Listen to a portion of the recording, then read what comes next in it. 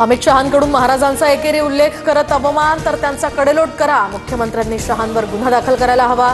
संजय राऊतांचं वक्तव्य।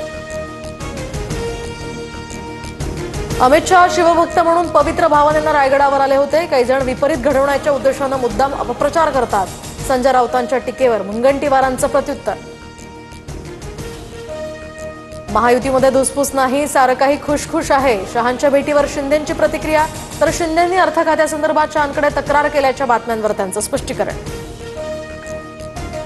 परप्रांतीय म्हणून फक्त उत्तर भारतीयांबरोबरच वाद होतो, कारण उत्तर भारतीय लोकांचे नेते नालायक आहेत। मनसेचे अविनाश जाधव यांचं वक्तव्य।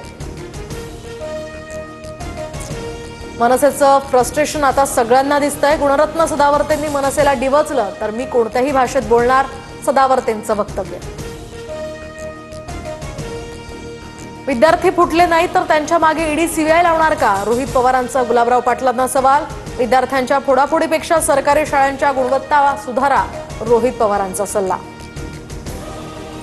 पुण्यातील मंगेशकर रुग्णालय गर्भवती महिला मृत्यू प्रकरणी डॉक्टर सुश्रुत घैसास यांच्यावर गुन्हा दाखल होण्याची शक्यता। ससून रुग्णालयाचा अहवाल पुणे पोलिसांना मिळाल्यानंतर आता कायदेशीर कारवाई होणार। कल्याणमध्ये अल्पवयीन मुलीवर अत्याचार करणाऱ्या विशाल गवळीची आत्महत्या। तळोजा जेलमध्ये पहाटे टॉवेलनं गळफास घेतल्याची माहिती। 3.5 महिन्यांपासून जेलमध्ये असलेल्या आरोपीचं टोकाचं पाऊल। यंदा देशभरात सरासरीच्या 103% पाऊस पडण्याचा अंदाज, तर खासगी हवामान संस्था स्कायमेटचा अंदाज जाहीर। महाराष्ट्र, मध्य प्रदेश आणि दक्षिण भारतात समाधानकारक पाऊस असेल।